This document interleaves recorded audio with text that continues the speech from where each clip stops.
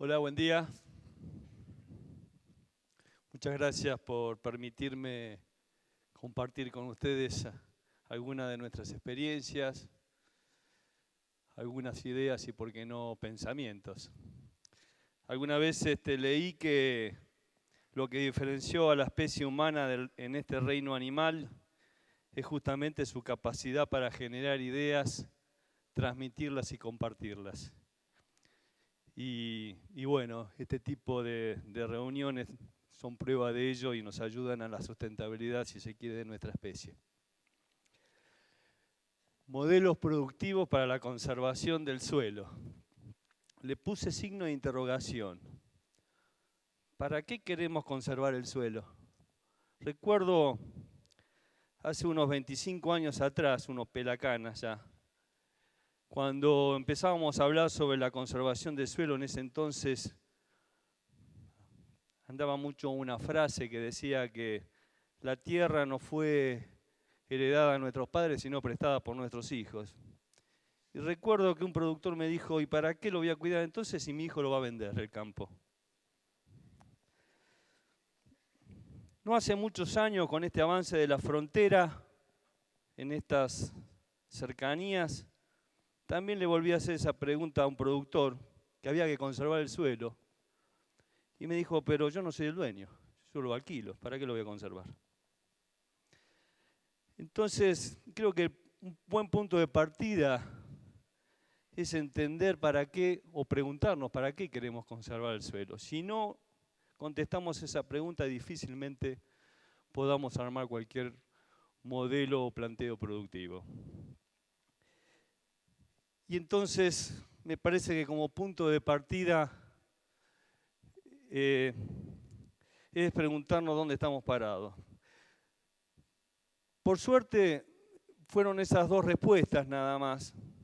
Pero si estoy aquí compartiendo esto con ustedes es porque hay un sinnúmero de productores y técnicos que hoy están muy preocupados por su empresa, pero también por la producción de suelos, por la conservación de suelos. Es más, un grupo de productores nos invitó en estas regiones concretamente para saber lo que le estaba pasando a los suelos. Y por eso que estamos trabajando con estos grupos. También me siento ciertamente privilegiado. Tengo mi señora que es hija, como hoy esta mañana nos explicaba Alejandro, hija de los colonos que vinieron los primeros colonos que vinieron a estas tierras en el barco, italianos, que después se transformaron en productores algodoneros, fueron pioneros en el desarrollo agropecuario de esta región. Y eso, también pioneros en la aplicación de tecnología, y eso me permitió también vivirlo en carne propia, los problemas de esta región. El punto de partida es entender que estos suelos, por su condición natural de su textura, son suelos muy limosos, son bajos contenidos de arcilla, tienen estructuras extremadamente frágiles. Lo que ustedes ven en la imagen es un suelo recién desmontado que iba a la siembra de maíz en un chaparrón, fíjense cómo está. Esas estructuras frágiles, producto de ese bajo contenido de arcilla, la única forma de sostenerlos es con la materia orgánica y con los procesos, con la actividad biológica. La otra particularidad que tienen estos ambientes, si hablamos del Chaco semiárido, es que tenemos una oferta de lluvias que raramente supera los 800 milímetros, con una alta variabilidad interanual y con lluvias torrenciales, y una evapotranspiración también muy alta, que supera los 1.400, 1.500 milímetros, o sea, estamos en déficit prácticamente todo el año, y temperaturas extremas que impactan directamente sobre la tasa de descomposición de la materia orgánica, el elemento primordial de la sustentabilidad, y también sobre la actividad biológica. Por otro lado, tenemos un modelo, muchas veces escuchamos del término de la pampeanización del NOA, con una receta que trajimos de la pampa húmeda en un ambiente que es totalmente distinto a la pampa húmeda. Y entonces permítanme y presten mucha atención a estas dos imágenes para poder reflejar a través de ellas lo que está pasando en estos ambientes, particularmente en el suelo. A la izquierda tenemos un suelo casi recién desmontado, 2 años nada más, y a la derecha ese mismo suelo con cerca de 10 años de agricultura. Son evidentes las imágenes y a simple vista vemos diferencias, pero voy a comentar rápidamente dónde están estas diferencias. La primera de ellas es una caída significativa de la materia orgánica. En la primera imagen de la izquierda podemos estar hablando de alrededor de 4% y hasta 5% de materia orgánica en las tierras de abajo del monte, mientras que a los 3, 4 años ya tenemos una caída significativa, producto de que se está eliminando ese carbono más joven, para llegar en poco tiempo, en tan solo 7, 8 años, a niveles de 3% o menos de materia orgánica.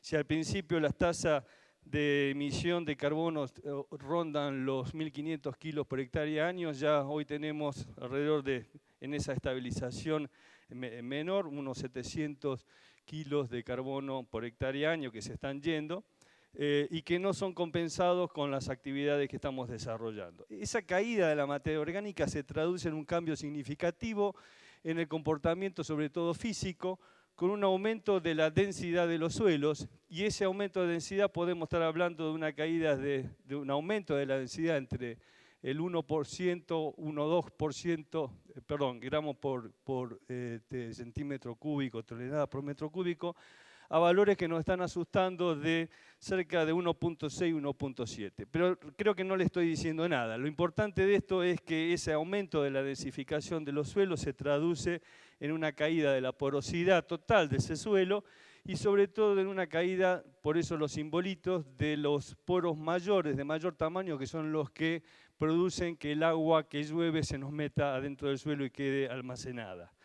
Por eso que en esta caída significativa de esa porosidad o macroporosidad, como le llamamos, las lluvias efectivas muchas veces terminan siendo menos de la mitad. No sorprende que una lluvia torrencial de 80 milímetros al suelo entre nada más que 20 milímetros.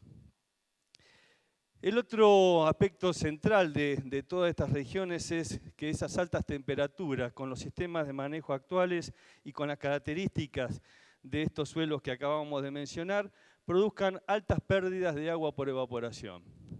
Si ustedes quieren una buena receta para perder agua por evaporación, hagan siembra directa, monocultura, en estos suelos muy limosos, que es donde se producen las mayores tasas de pérdidas por evaporación. Entonces, decididamente, con un planteo, un modelo de producción reduccionista como el que hoy tenemos, sin rotaciones, en este tipo de suelos, sin una protección de cobertura y con un balance negativo de la materia orgánica, como dijo ayer Esteban, no nos engañemos, es insostenible.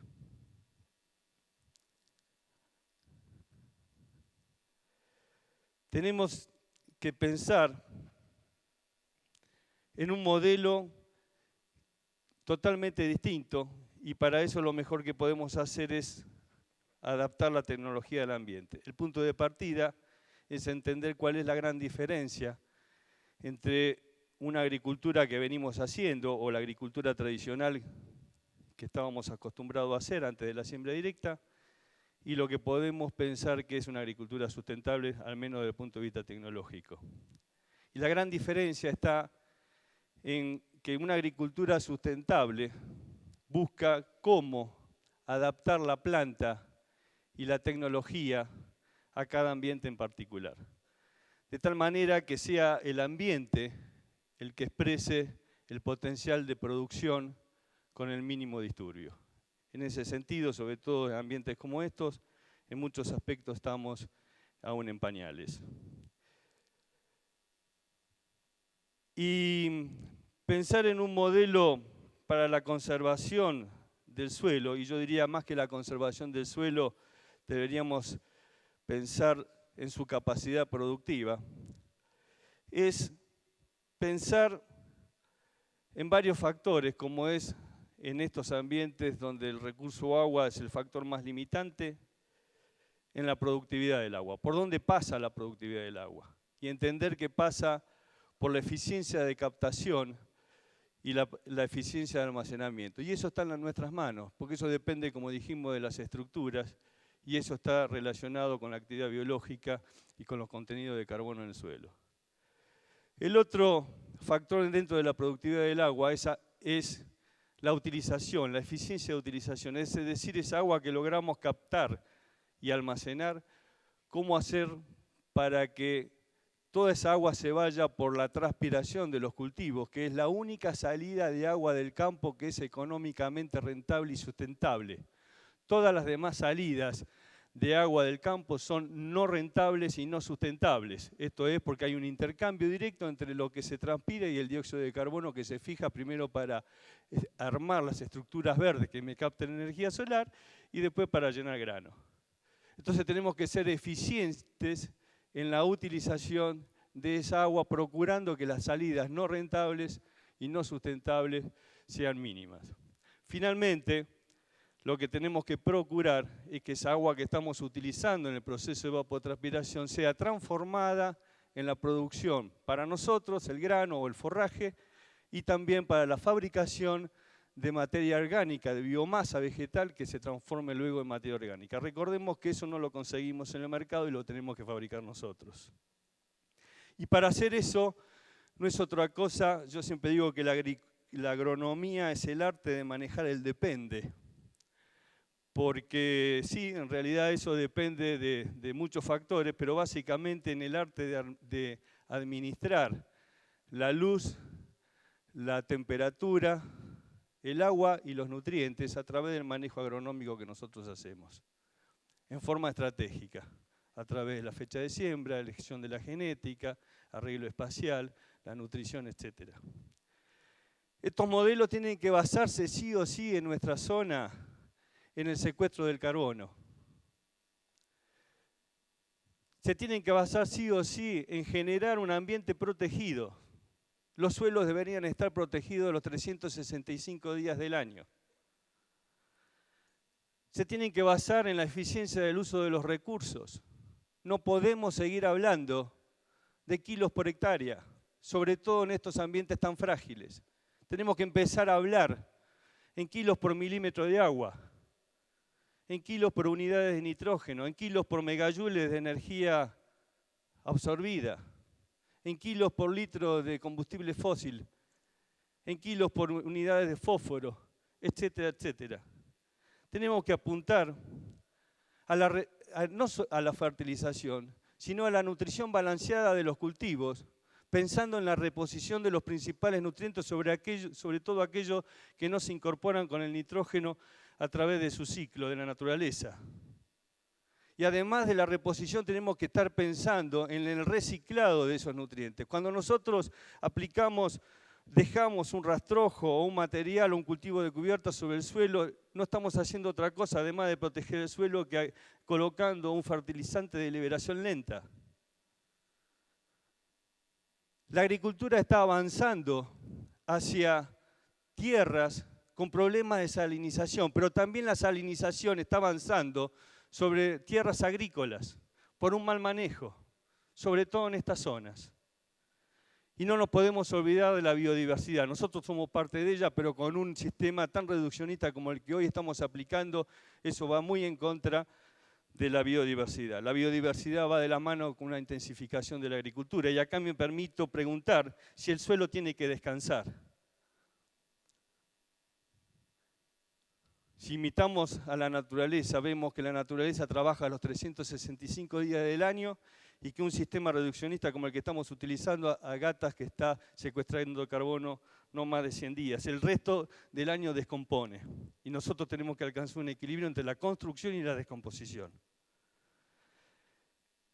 Y finalmente, creo que tenemos que alcanzar para lograr estos planteos, estos modelos productivos para la conservación del suelo, mejor dicho, de su capacidad productiva, creo que tenemos que encontrar un arreglo, un equilibrio sustentable entre las necesidades de la naturaleza y las necesidades del hombre.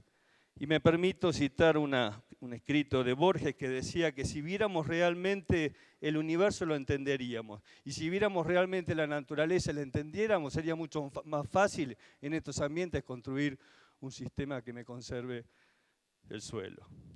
Y en esto creo que tenemos la obligación todos, por eso que es una obligación también horizontalizar el protagonismo de todos, el protagonismo de los productores, el protagonismo de la sociedad y el protagonismo de la ciencia. Muchas gracias.